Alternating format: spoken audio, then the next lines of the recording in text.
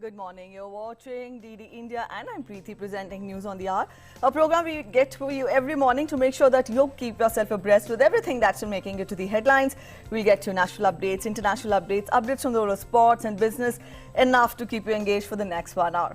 First, the top stories.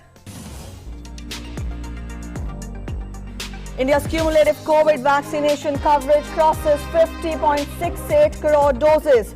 Over 50 lakh doses administered yesterday. All weekly markets in Delhi to reopen from tomorrow. Manipur decides to discontinue curfew and to adopt containment zone approach in COVID management.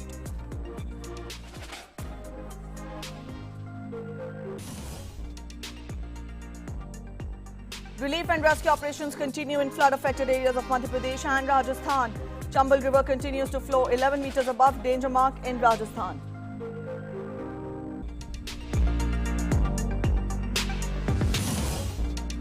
NIA carries out raids at multiple locations in Jammu and Kashmir in connection with terror funding. Raids are taking place at over 40 locations including Baramulla, Kulgam, Pulwama, Anantnag, Srinagar, Shopian and Bandipora.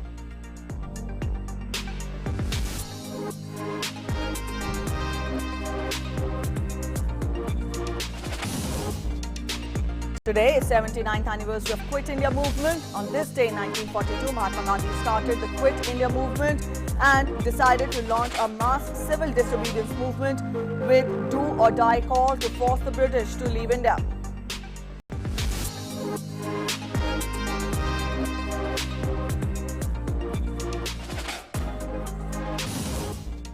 In sports, Tokyo 2020 to conclude today with India marking the most successful Olympic campaign in history, clinching 7 medals. Gold medalist Neeraj Chopra dedicates his medal to track and field legend Milkha Singh.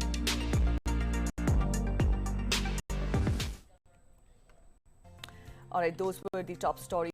Let's get to the news in detail. Jasprit Bumrah's 5-wicket haul set stage for a nail-biting finish. We'll get you more details on this as well in our sports segment. But first up, very quickly, we'll take a look at the fresh COVID data as per the Ministry of Health and Family Welfare. Now, as per the data, 50.68 crore vaccine doses have been administered so far under the nationwide vaccination drive. Over 3.1 crore recoveries have been recorded so far across the country, out of which over 43,910 patients recovered during the last 24 hours. Now, with this, the recovery rate has increased to 97.39%. 39,070 daily new cases in the last 24 hours have been reported. India's active caseload declines to 4,06,822.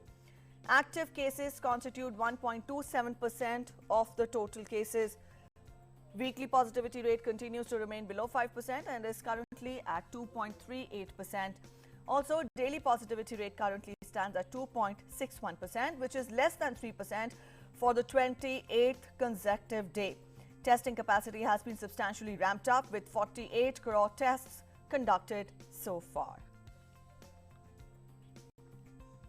In Delhi, all the weekly markets will reopen from tomorrow. Making the announcement in this regard, Chief Minister Arvind Kejriwal in a tweet urged everyone to follow COVID-appropriate behavior after the markets are opened. The weekly markets were closed after the lockdown was imposed in Delhi on April 19th due to the surge in cases during the second COVID wave. Later, one weekly market in each municipal zone was allowed to open with proper adherence to COVID-appropriate behavior and also official guidelines.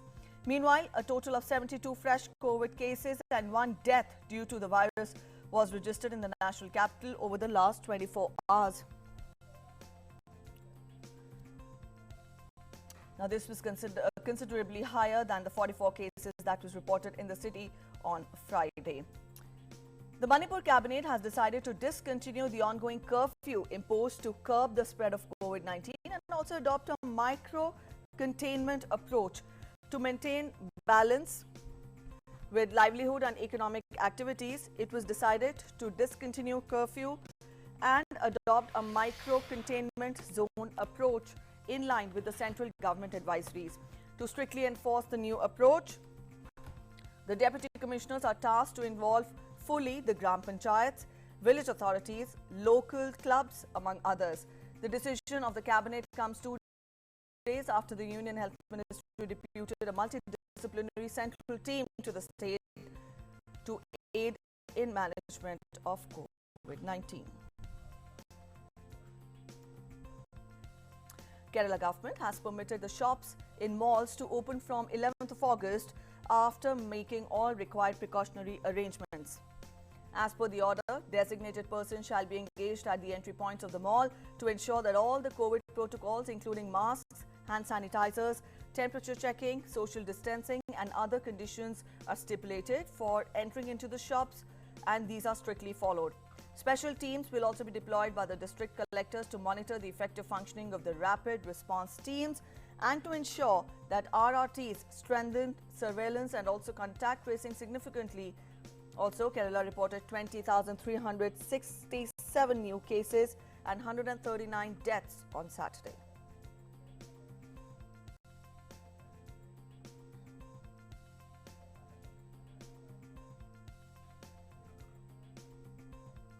Karnataka witnessed new guidelines for controlling the spread of COVID-19 in the state. Besides revising night curfew from 9 p.m. to 5 a.m., the state authorities introduced curbs on districts bordering Kerala and Maharashtra in light of a surge in the neighbouring two states. Earlier, the restrictions on the movement in night began at 10 p.m.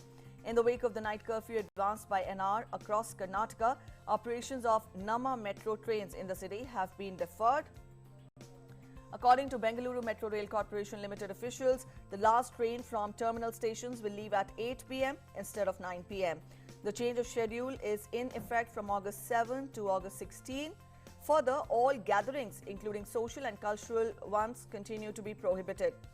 During weekend curfew, essential services continue to function. People can step out for vaccinations.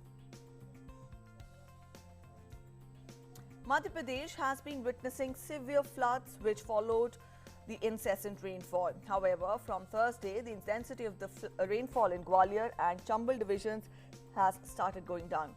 Over 1,250 villages were affected by the deluge, while the authorities said that the flood situation is slowly improving and at present no life-threatening scenario exists in the region.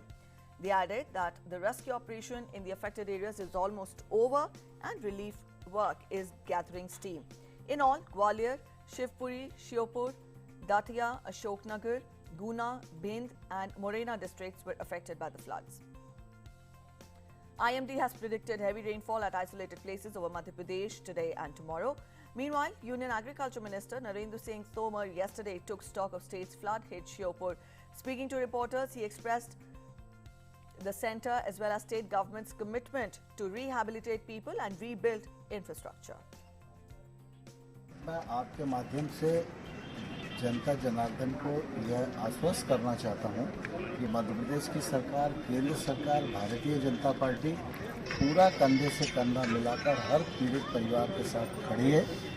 जैसे ही स्थिति सामान्य होगी, हम हर एक के नुकसान का सर्वेक्षण कराएंगे और जो जिस नुकसान का पात्र होगा उसको उसका मुआवजा दिलवाने की कोशिश करेंगे। In Rajasthan, due to heavy rains, flood situation continues in many districts of the state. Kota, Baran, Bundi and Jhalawar districts of the state have been receiving heavy rains for the last 7 days, and also due to this, the water level of the rivers of this region is increasing. The rescue and relief operation is being undertaken by the NDRF and the army, moving stranded people to safer places. Water level of Chambal River is again increasing in Dholpur and is flowing around 11 meters above the danger mark. The rising water level still poses danger of flooding in the surrounding villages. IMD has predicted heavy rainfall at isolated places over East Rajasthan for today. Lok Sabha Speaker Om Birla yesterday took aerial survey of the flood-affected region of Kota. He visited the affected areas and took stock of the ground situation.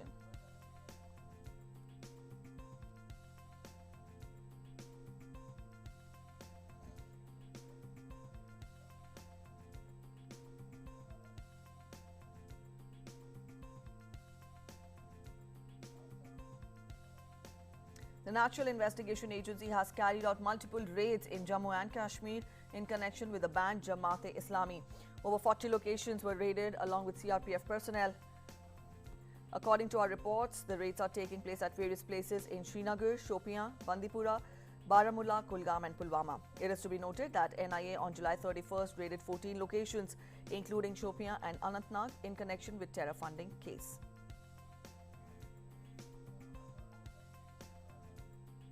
And even as we speak, we tell you that the NIA has carried out multiple raids in Jammu and Kashmir with regard to banned Jamaat-e-Islami. Earlier also, last month, raids were conducted at around 14 locations in Jammu and Kashmir, which included Shopian and Anantnag. This is with regard to the terror funding case.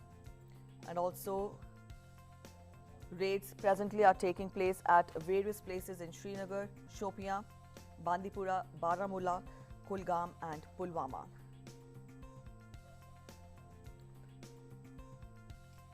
The NIA has been conducting raids in the Union Territory of Jammu and Kashmir in connection with the banned Jamaat-e-Islami. Let's turn focus to other news which we're tracking this hour. We'll try to connect with one of our correspondents to get us more on the NIA raids in Jammu and Kashmir. Meanwhile, let's tell you that today is the 79th anniversary of Quit India Movement or Bharat Choro Andolan that hastened the end of British rule in India.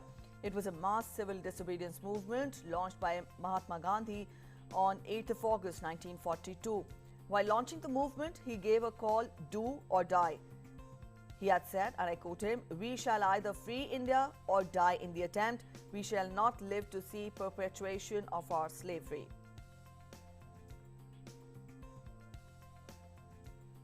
Ambassador of India to the United Nations, T.S. Tirumurti, chaired the True Police Contributing Countries meeting on UN Interim Force in Lebanon, or the UNIFIL. Tirumurti chaired the meeting as President of the United Nations Security Council. In a tweet, he said, India has been one of the largest troop contributors for UNIFIL for over 21 years. During the meeting, the tribute was paid to peacekeepers who made ultimate sacrifice.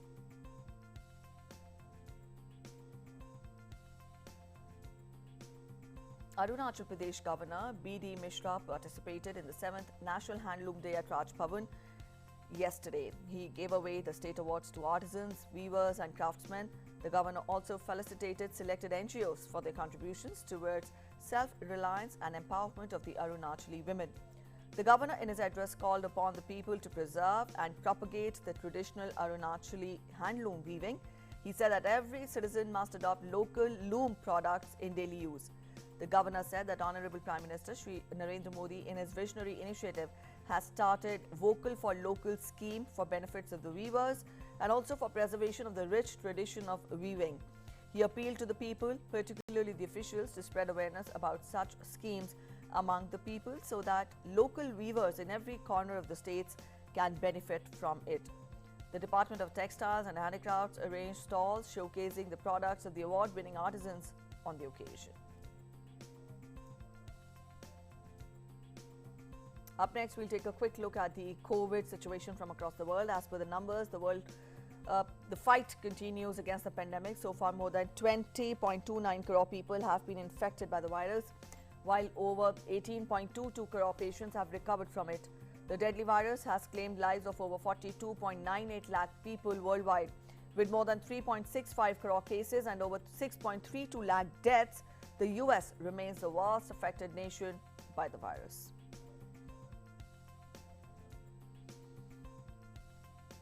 The United States is grappling with the rising number of COVID cases. The 7-day average for new daily COVID infection in the country has surpassed 1 lakh.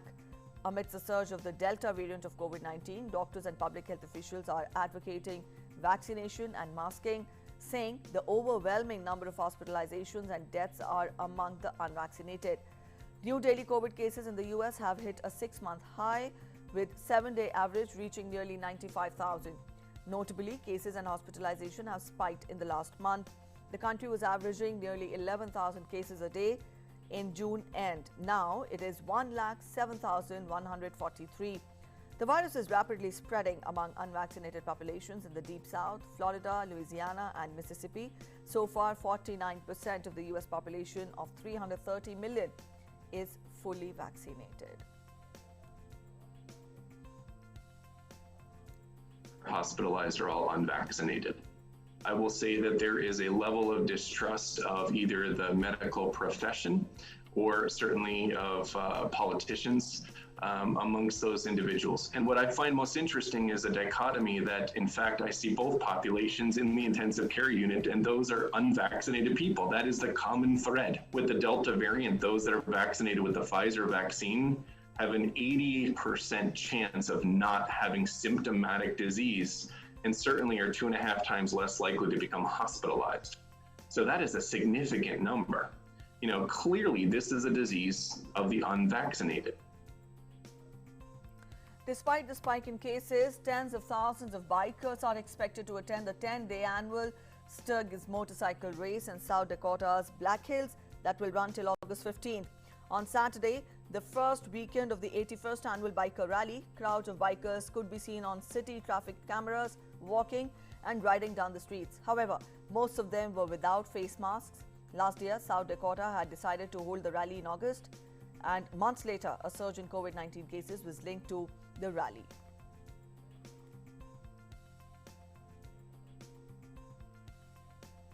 Australia is battling a spurt in the daily new cases. Authorities in the continent are struggling to quell the outbreak of the Delta variant of the virus. Three most populous states of New South Wales, Victoria and Queensland on Sunday reported a total of 282 COVID newly located acquired infections. New South Wales reported 262 fresh cases, lower from the pandemic high of 319 seen on Saturday. A woman in her 80s has died overnight, bringing the total number of deaths in the current outbreak to 28. As many as 362 patients suffering from COVID are in the hospital in New South Wales. Of the 58 patients in ICU, 54 were unvaccinated. And as we've seen in the last few days, the numbers are bouncing around a bit, but clearly we need to reduce those numbers. And I urge everybody to please stick to the rules, follow the health advice, and only leave home if you absolutely have to. The numbers are clearly bouncing around, and we want to see them consistently go down. At the moment, it's a bit inconsistent, although we're not growing exponentially. There's always concern about that tipping point where you start to see exponential growth. We certainly haven't seen that, which is one positive, but obviously a trend is if you have successive days of a reduction in numbers, and we don't have that yet. It's only a day. Victoria, which is under a 7-day strict lockdown, reported 11 new locally acquired COVID cases. Queensland recorded 9 new local cases, with parts of the state to come out of a lockdown today. So far, only about a fifth of the people above 16 years have been fully vaccinated. Health Minister Greg Hunt said on Sunday that the first 1 million doses of Moderna vaccine is expected in September.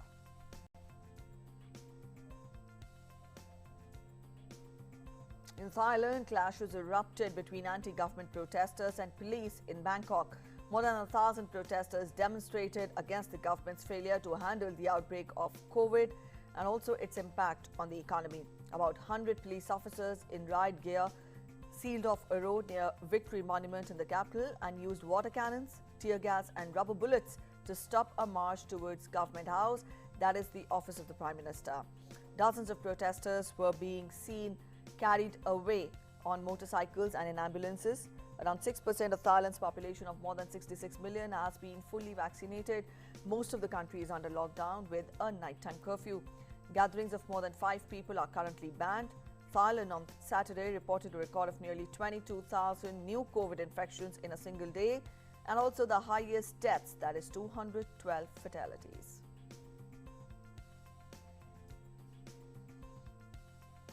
In France, protesters marched across cities in mandatory COVID-19 shots for health workers and a health pass for citizens to carry out daily activities.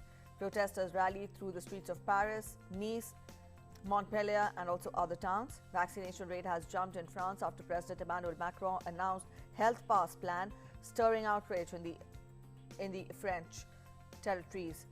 2/3 of all French have now received at least first dose of COVID-19 vaccine. And in more international updates, when we talk of the situation in Afghanistan, Afghan President Ashraf Ghani has promised that we will find the killers of Afghan government's top media officer Dawa Khan Menapal and punish them. Minapal, who had served as a spokesperson in Afghan President Ashraf Ghani's outreach team, was assassinated by Taliban fighters on Friday in the capital, Kabul. Senior US diplomat in the country had also condemned the killing and termed it as an affront to human rights and free speech. The assassination was the latest by hardline Islamist group to weaken Ghani's democratically elected Western-backed regime. Scores of social activists, journalists, bureaucrats, judges and public figures who were fighting to sustain a liberal Islamic regime have been killed by Taliban fighters in a bid to silence the voices of dissent in the war-torn country.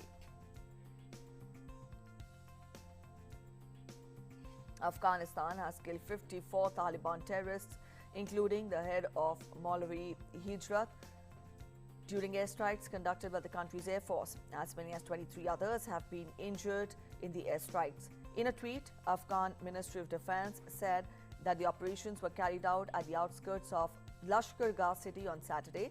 A large amount of weapons and ammunition, as well as 6 motorbikes of Taliban terrorists, have been destroyed. A number of travelers were stranded on Afghanistan-Pakistan border on Saturday after Taliban closed a key crossing day before. The Taliban says the busy Spin Boldak crossing into the southwestern Pakistani town of Chaman will remain closed until Islamabad dropped or relaxed its visa requirements for Afghans. Taliban captured the border crossing last month from Afghan forces. Pakistan responded by closing its side of the border on Friday. Since the Taliban took control of the crossing, Pakistani border officials there have begun enforcing visa requirements for Afghans, which previously were not as strictly observed.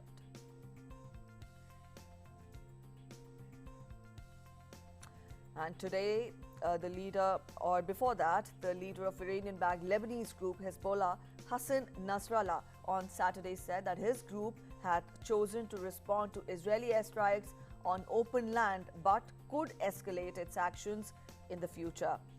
Hezbollah on Friday fired rockets towards Israeli forces, drawing retaliatory fire from Israel into South Lebanon.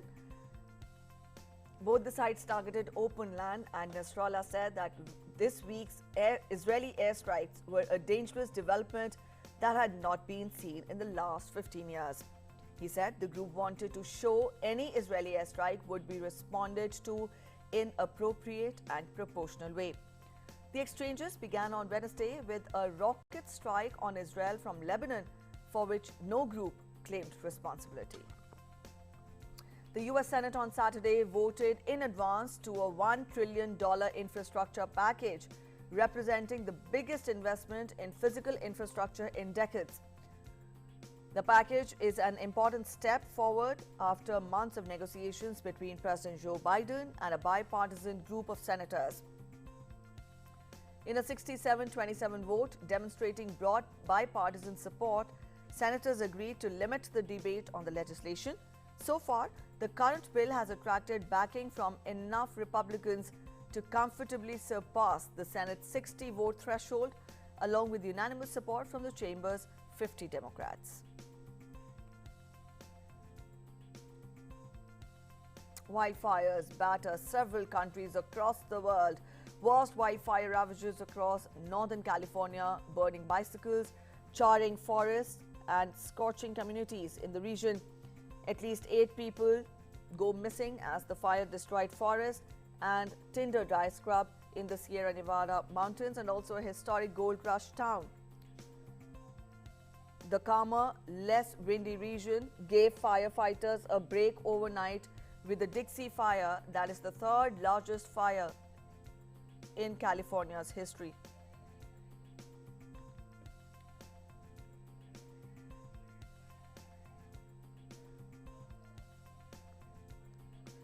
Nearly 4,47,000 acres have already burned in the Dixie Fire.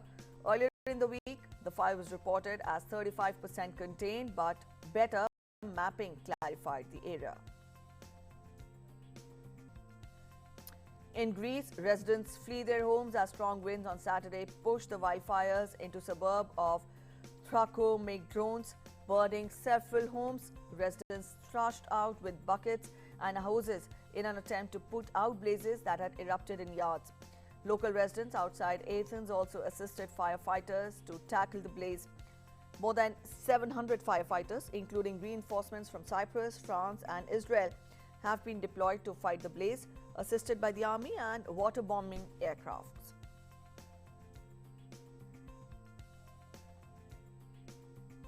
While in Turkey, helicopters and planes continue to battle multiple as outbreak of wildfires entered its 11th day. Tens of thousands of hectares of forests have been destroyed in the Mediterranean and Asian provinces in what President Tayyip Erdogan has called Turkey's worst ever wildfires.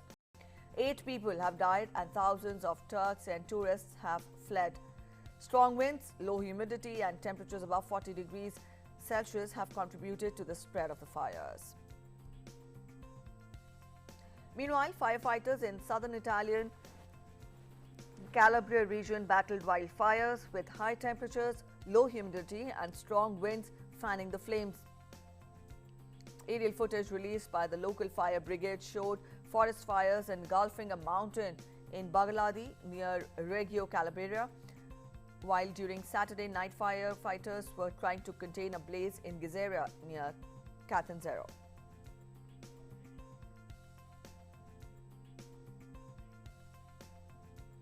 In the Brazilian state of Mato Grosso, farming has severely been affected due to wildfires. Researchers have been seeking to improve the use of data to combat forest fires. A team of researchers visited a farming area in Mato Grosso and found that rural producers lost orange harvests and irrigation hoses were destroyed. Cattle were trapped by fire before the firefighters leapt onto the scene in the region. Fires in the Amazon are overwhelmingly man-made, with natural blazes extremely rare. Dry weather increases the odds of fires running out of control.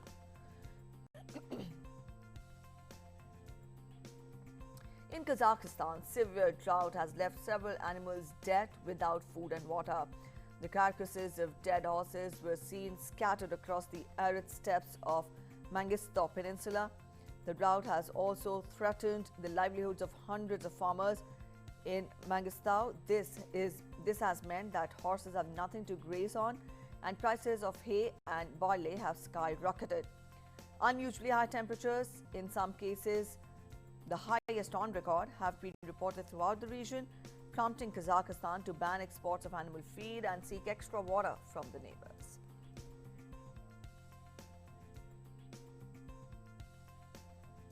In Taiwan, heavy rains resulted in mudslides and flooding on Saturday. Taiwan's weather authorities issued rain alerts for 14 cities and counties in central and southern Taiwan. Some of the most affected areas have closed schools and businesses for now out of safety concerns. Some of the national flights have also been halted.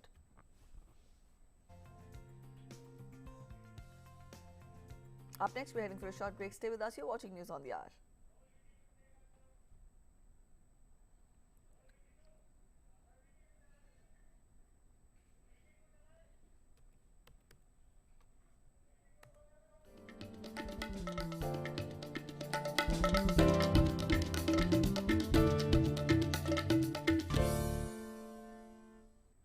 Namaste India. Namaste land.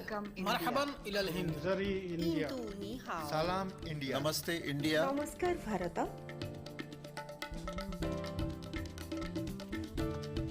Mui Nous India. sommes land. Nahnu hunud. India. माँ हिंदी हस्ती मूंग हिंदियानी सलाम Hindustan. We are India.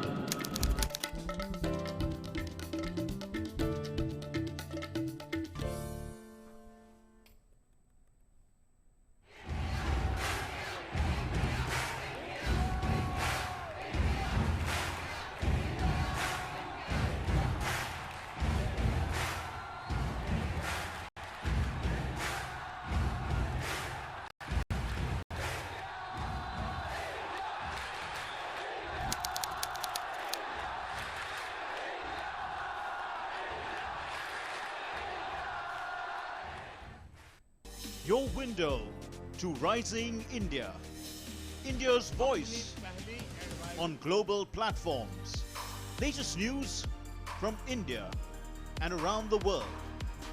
In-depth analysis of global headlines. Watch DD India in your country. Available for downlink in all Southeast Asian countries. STTV broadcast is available through the satellite GSAT 17 at 93.5 degrees east. HDTV broadcast is available through the satellite GSAT 10 at 83 degrees east. For technical details, scan here. Switch to DD India now.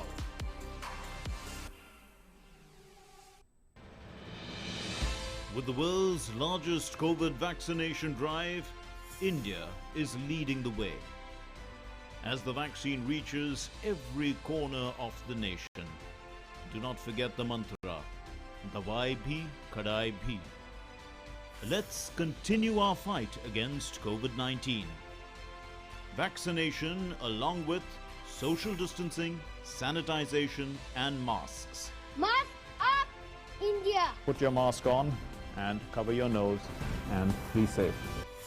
Mask up, India.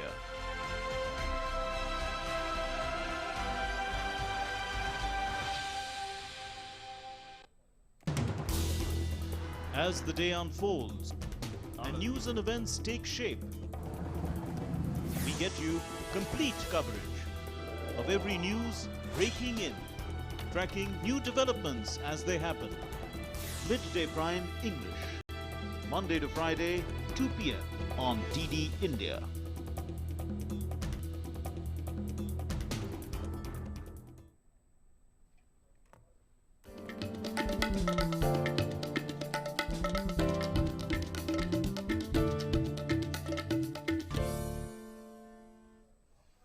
Welcome back after the break. Let's get you sports updates now. We talk of the Tokyo Olympics, the world's biggest sporting event. Tokyo Olympics 2020 will come to an end today after 17 days of breathtaking action.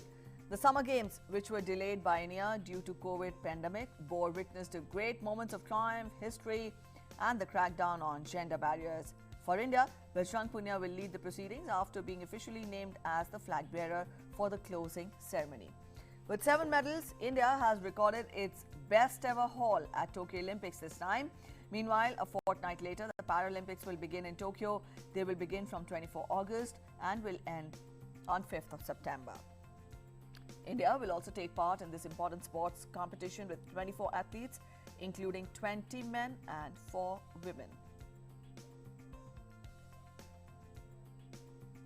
To talk more about it, our correspondent Ashok Marthulia is joining us. Ashok, good morning. When we talk of Tokyo coming to a close today, how has been the last days or India's participation at Tokyo Olympics? We tell our viewers there were moments of triumph, there were moments of expectations, there were nerve-wracking moments, all put together.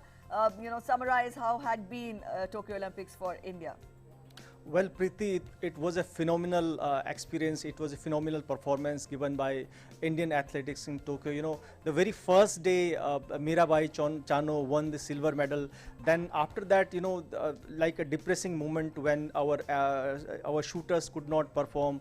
Manu Bhakar's pistol malfunctioned amid these qualification events. Then in table tennis, we had a problem, like Manika Batra had a problem with coaches. But gradually, when the Indian hockey team, they performed well. I think the things got changed after that. And the last day, it was a historic moment. This tricolor flying in the track and field.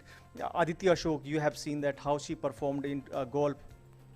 And Bajrang Punia, a lot of. So I think overall we have done a historic perform in Tokyo Olympic, and I think the Indian upcoming athletes, they will remember who have seen this moment in Tokyo Olympic. I think they will remember forever. And the way Indian athletic team, they have performed in Tokyo, it was amazing. It was actually the last 4 or 5 years, the way the whole the Indian government, Sports Authority of India, and the federation, they were working together, they are working hard, to achieve this medal, and that we have seen in the Tokyo Olympic. Overall, it was fantastic, and the women hockey team, they defeated Australia, 3-time Olympic champion, in quarterfinal. That was, I think, historic moment. And the second win, when the Neeraj Chopra won gold medal in at track and field. These two were the moments, Preeti, that will remain forever in our mind.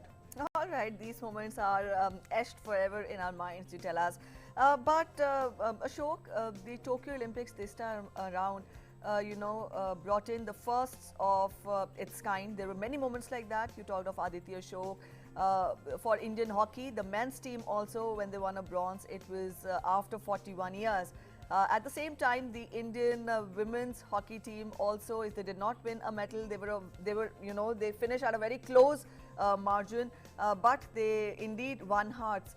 So, when we talk of the overall participation, talking of medals one side, and the other side, there were numerous moments when when there was a feeling that sports like golf, they will be further taken forward by other people also in the country. It must have rekindled the participation of Aditya Ashok, that must have rekindled the interest of the country in golf, and the perception will change.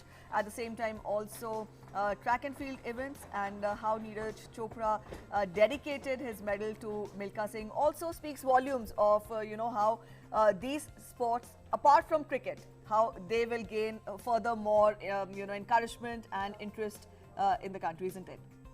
Well, Preeti, I think the gap between the cricket and other sports is gradually narrowing that gap. The athletes who won the medal in Tokyo Olympics, they performed well, no doubt. But see, in other discipline, like in equestrian, Fawad Mirza, he qualified for the finals. Now he could not win the medal. Another equestrian, for the first time, a lady took participate in Tokyo Olympic, and she won her first round medal, Bhavani Devi. And Kamalpreet Singh, she qualified for the final in discus throw.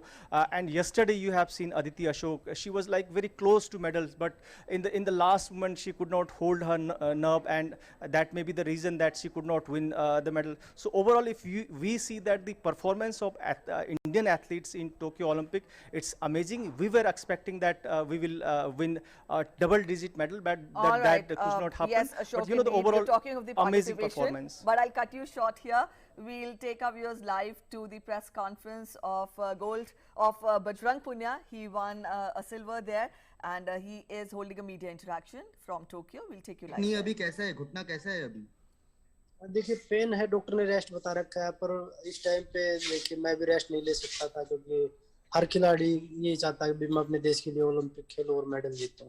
तो इसलिए मैंने doctor से ये बोला था कि doctor ने मेरे को सलाह दी थी कि भाई आप इंडिया वापस आ जाओ, यहाँ से चले जाना टोक्यो में। तो मैंने बोला अभी डॉक्टर साहब मेरे लिए ये ज़रूरी है, ट्रेनिंग ज़रूरी है, ना कि मैं इंडिया ट्रैवल करूँ, क्योंकि ट्रैवल में रिस्क भी है कोविड की वजह से, और उसके बाद फिर मैं उधर से उधर, तो ये मेरे से नहीं हो पाएगा। इसलिए मैंने डॉक्टर से बोला कि आप जो भी आप रिहैब है, जो भी है आप मेरे को बता दीजिए, मैं उसको पूरी तरह से फॉलो करूँगा। तो मेरे साथ फिजियो थे मेरे, और ट्रेनिंग उस टाइम पे मनीष था, तो उन्होंने पूरी तरह से अच्छे से ट्रीटमेंट किया और काफी हेल्प मिली उस चीज की। Thank you so much Shubhayan, thank you so much. Next question from mister Sanjeev Kumar. Sanjeev sir, आप पूछ सकते हैं सर अपना सवाल।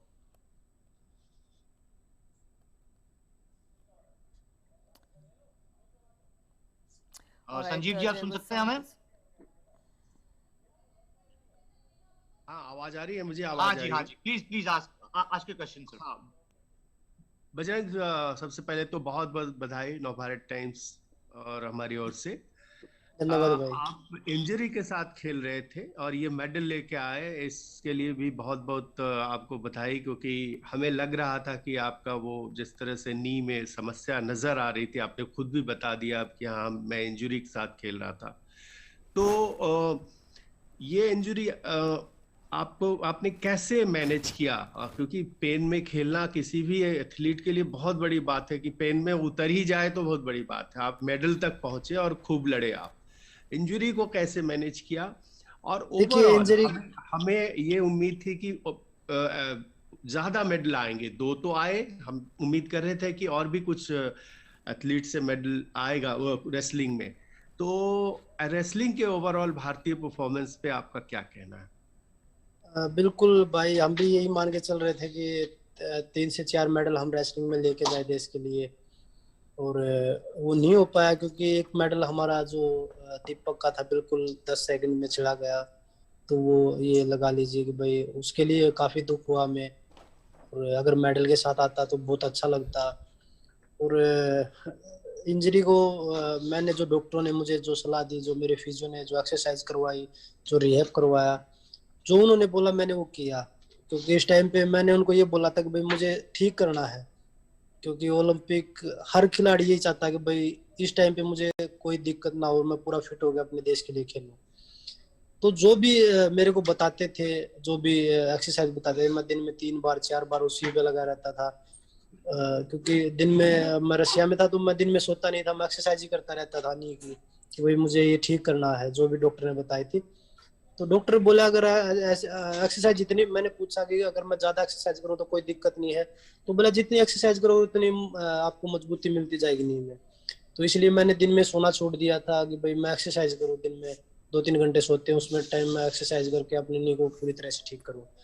तो वही चीजें हैं जो मेरे फिजियो, मेरे जो डॉक्टरों ने सलाह दी। और एक सबसे बड़ा एक धन्यवाद मैं इंडियन एम्बेसी का भी करना चाहूँगा, जो मॉस्को में है। उन्होंने भी काफ़ी हेल्प करी इस टाइम पे, चोट के समय में। उन्होंने काफ़ी मतलब जो चीज़ें हमें ज़रूरत थी जिन चीज़ों की, क्योंकि वो जहाँ पे हम ट्रेनिंग कर रहे थे वो एक छोटा सा गाँव सा है, तो वहाँ पे इतना कुछ नहीं मिलता जो चीज़ें चाहिए होती थी। तो वो चीज़ें उन्होंने हमें फेडरेशन के साथ, साई के साथ मिलके वो चीज़ें हमें वहाँ पे दिलवाई। तो मैं सभी का धन्यवाद करता हूँ कि इस चोट के समय में सभी ने मेरा साथ दिया और भरोसा नहीं टूटने दिया मेरा। Okay, thank you so much, Sanjeev sir. Next question we have from Rishabh. Rishabh, please unmute yourself and ask the question quickly. Bajrang भाई कैसे हो? कॉन्ग्रेचुलेशंस। थैंक यू ऋषभ भाई।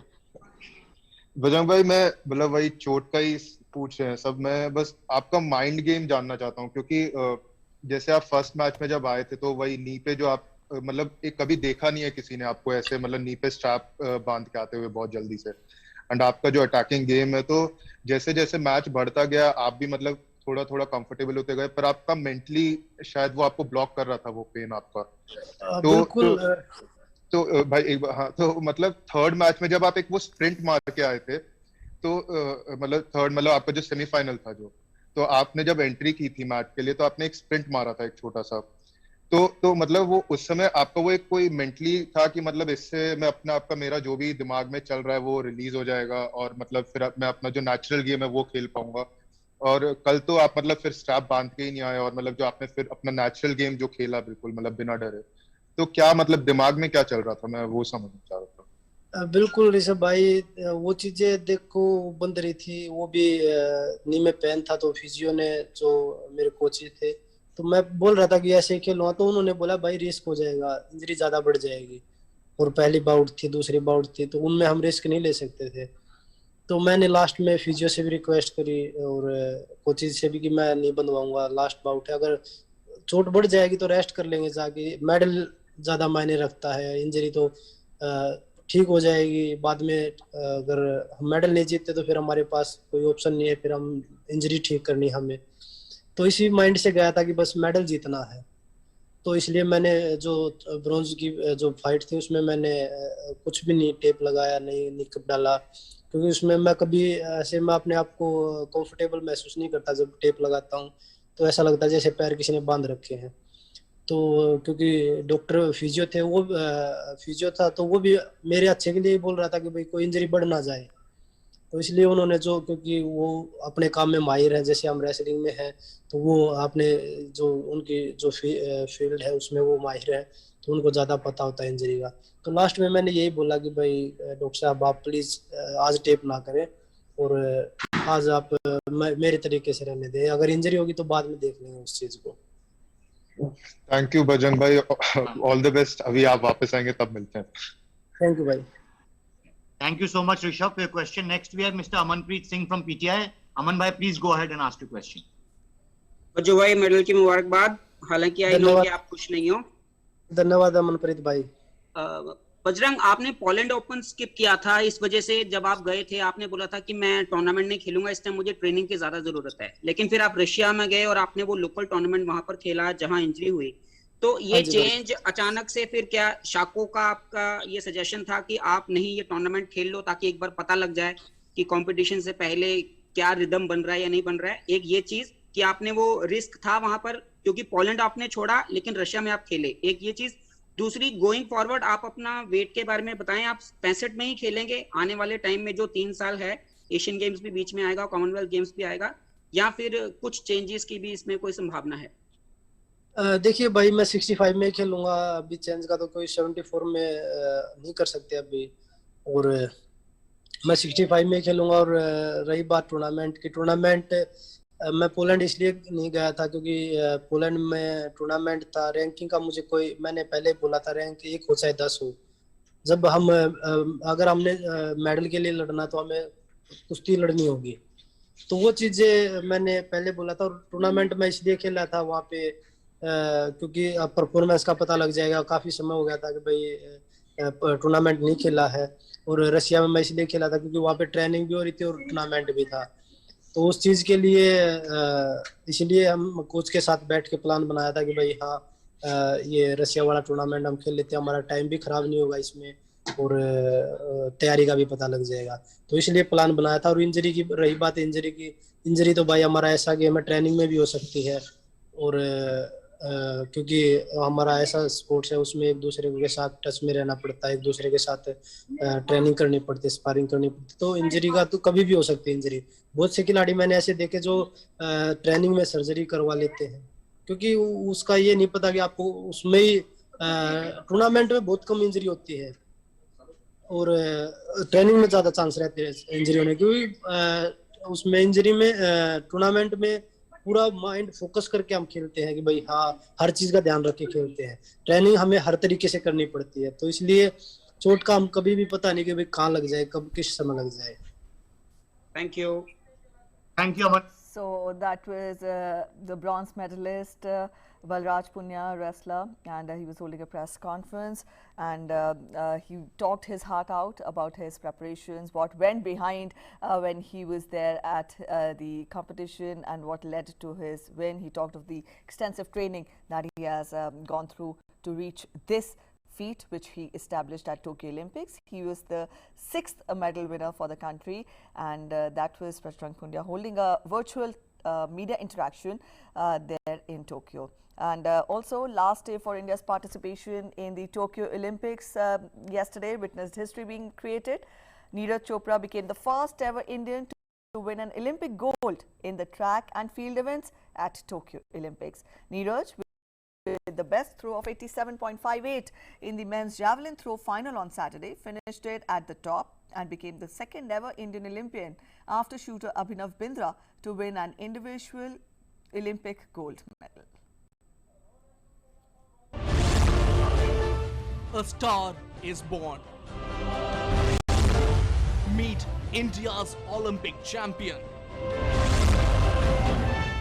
Neeraj Chopra. First Indian to win gold in track and field. Neeraj Chopra created history by becoming the first Indian to win an athletics gold medal by winning the men's javelin throw at the Tokyo Olympics with a best throw of 87.58 meter. Chopra is only the second Indian ever to win an individual gold. Shooter Abhinav Bindra finished on top of the podium in 2008. Chopra is also the first Indian ever to win an athletics medal at the Olympics. Just like he had in the qualifying round, Neeraj Chopra led from the time he completed his first throw till the finish. Neeraj was the second to throw in the 12-man final, and he got off to a fine start with a throw of 87.03 meter. He then bettered it with a 87.58 meter on his second and 76.79 meter on his third. In fact, the two biggest throws in the final belonged to him. This is now India's best ever medal haul at the Olympics, surpassing the 6 medals tally they won in London 2012. while PV Sindhu, Lovlina Borge, the men's hockey team and Bajrang Punia won the bronze medals. Mirabai Chanu and Ravi Kumar Dahiya won the silver medals earlier. Chopra rose to prominence when he equaled the national record with a throw of 82.23 meters in the 2016 South Asian Games, where he won the gold at the age of just 19. A few months later, he would smash that mark en route, creating a world junior record in the IAF World Under-20 Championship in Poland with a throw of 86.48 meter. His gold-winning exploit would continue to the Asian Championship, the Commonwealth Games and the Asian Games. Neeraj Chopra is now the poster boy for Indian athletics and has a unique distinction of being the torchbearer of Indian athletics for decades to come. Sports Desk, TV India. Let's take a look at some other sports news now. India finished day 4 on 52 for 1, still needing 157 runs to win the test on the final day. Stuart Broad got KL Rahul caught behind after Rahul and Rohit Sharma gave India a steady start in their chase. Cheteshwar Pujara accompanied Rohit Sharma at the stumps. England set India a target of 209 runs to win the first test at Trent Bridge. And Jack Grealish's Manchester City debut was spoiled by Kalachi as the Leicester strikers' late penalty clinched a 1-0 win in the Community Shield on Saturday. All eyes were on Grealish when he came on as a second-half substitute following his British record £100 million move from Aston Villa. After training with his new teammates for the first time on Friday, he replaced Sam Edozie in the 65th minute and looked lively in his cameo appearance. Changing track from sports now, we now get you some soft stories. In Italy's Venice, a boat in the shape of a giant violin conducted test run ahead of its official launch. It has been built in a bid to pay homage to people who have lost their lives due to the pandemic. The violin of Noah was built by artist and wood carver Livio Di Marchi during the pandemic and also symbolizes the rebirth of Venice. Di Marchi is also known as the Carpenter of Venice. The floating instrument was designed to be easily disassembled and rebuilt and will be formally launched on September 18th when it will sail around the lagoon city.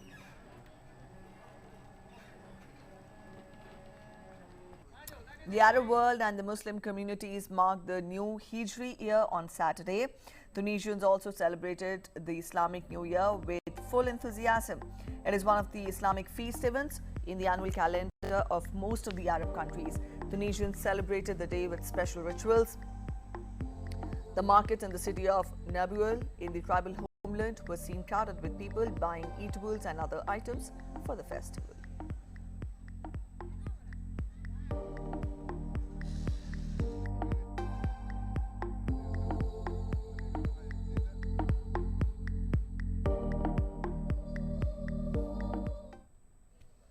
In Nepal's Bhaktapur, people burnt effigies of the mythical demon Ghantakarna to mark the victory of good over evil amidst COVID pandemic. Residents congregated in huge numbers to participate in the festival, where an effigy of Ghantakarna was erected using hay straws and was later burnt. The festival celebrates the death of Ghantakarna, who wore earrings made of bells, terrorized and killed people. He was defeated by people who threw stones at him while he was stuck in mud after being guided by a frog as he was finding human settlement.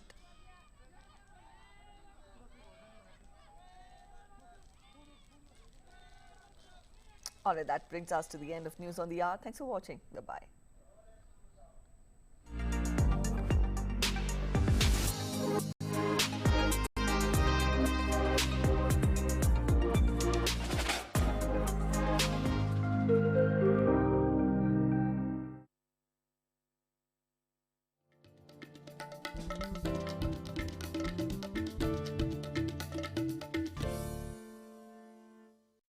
Have we decoded bread of virus, the speed at which it is going to now escalate, multiply? Are we now under control? Do we know what we are dealing with, COVID-19 now? We should be actually anticipating in a way that third wave will come. The question to us, and you rightly asked, what will it take us that we do not have a resurgence? Has this actually served as a wake-up call finally? Virus will mutate. We need every citizen of India to fight honestly. Don't put everything on government. You make the country.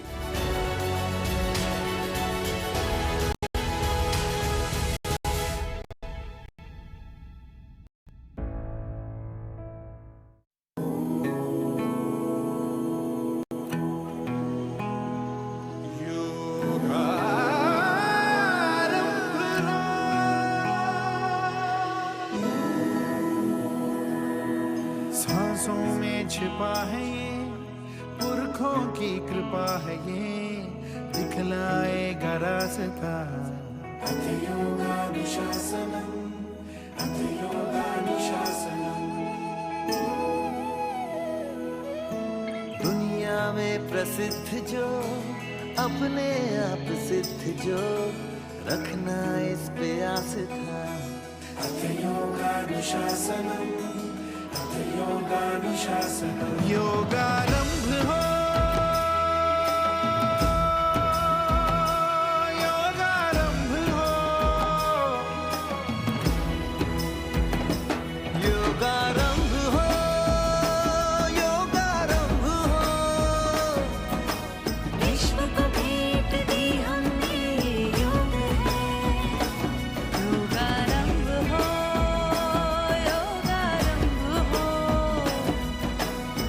सुलझा दे जीवन को वो योग है। जो सुलझा दे जीवन को वो योग है। अथयोगानुशासनम, अथयोगानुशासनम। बुद्धियुक्तो जहाति उभे सुकृत दुष्कृते, तस्मात् योगाय युज्यस्व। योगः कर्मसु कौशलम्, योगः कर्मसु कौशलम्। अथ योगानुशासनम्, अथ योगानुशासनम्। भारत ने ही योग सिखाया, जग में फैलाया, विश्व ने अपनाया, नियंत्रण आया रोग पे। विश्व ने जैसे है पाया जो अधिकार ये, अब आरोग्य पे है सब हो पाया योग से। सदियों से रहा है ये, सब ही ने कहा है ये, हरदम देगा आसरा। अथ योगानुशासनम,